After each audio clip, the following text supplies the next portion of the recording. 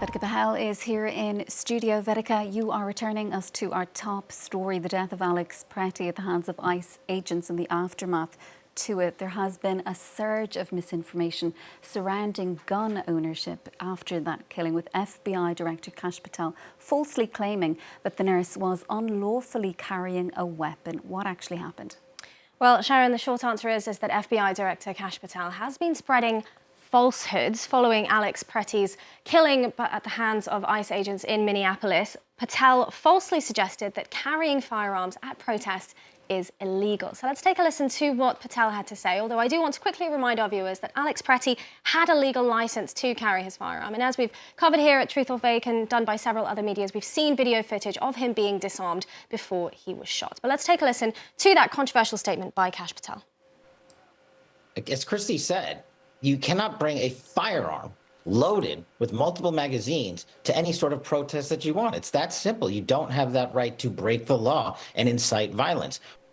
Now, mind you, Patel made this statement after Brian O'Hara, the Minneapolis police chief, had already publicly clarified that Pretti was legally armed at the scene of his killing. But this is entirely false information that Patel is sharing. There's no Minnesota legislature or even federal law that bars participation in a peaceful protest whilst carrying a concealed weapon. In any case, we also just want to remind our viewers that Alexpretti had a legal license, but he also had no visible weapon. He was disarmed before he was shot. His handgun was only discovered after he was tackled and to the ground.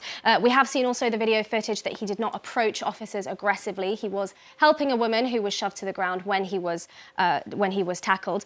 But in any case, what Patel is saying is false because Alexpretti had a legal license. And Vedika, those comments from the FBI director and some by other Republicans, they've drawn major heat from US gun rights activists. Tell us a little bit about that. That's right. Both local and national gun rights groups have pushed back strongly to these statements. This is a post by the Minnesota Gun Owners Caucus, a local gun rights groups in the state. They say that this is completely incorrect in terms of Minnesota law. There's no prohibition on a permit holder carrying a firearm with multiple magazines at a protest or rally in Minnesota. Now, gun rights groups were further outraged when Bill Asaley, the first assistant U.S. attorney for California, seemed to back Patel's comments, but also, in a way, take them a step further. He said, if you approach law enforcement with a gun, there's a high likelihood that they will be legally justified in shooting you. Now, the Gun Owners of America condemned that statement, saying that they were untoward. They said that federal agents are not highly likely to be legally justified in shooting concealed carry licensees. They also said that the Second Amendment protects Americans' rights to bear arms whilst protesting. Even the NRA, the National Rifle Association, which has always normally backed Donald Trump's administration, they made a rare statement against the administration saying that this is dangerous and wrong. But overall, this is a very inconsistent stance from Patel, Asaley, and all the Republicans who have spoken out to back these statements and who have been in agreement, because the Trump administration has often stood by gun rights groups' defense of the right to openly carry firearms in public. It's an issue that has, in recent years, divided American politics. So this is very inconsistent in terms of the stance by Patel and these Republicans to now take the position that merely possessing a gun is evidence of intent to cause harm or even justification, Sharon, to be shot. And finally, Vedika, Patel has since backtracked on that stance. Is that correct?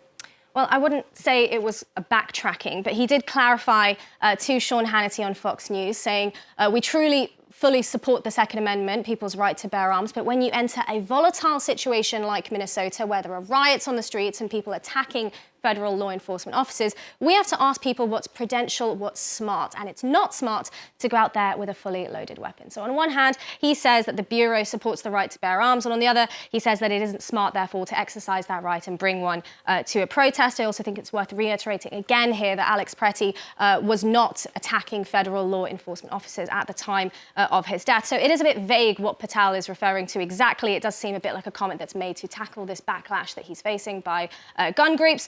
Or, in fact, maybe even to push the blame on anti-ICE protesters, even if those anti-ICE protesters are following the same laws that his administration claims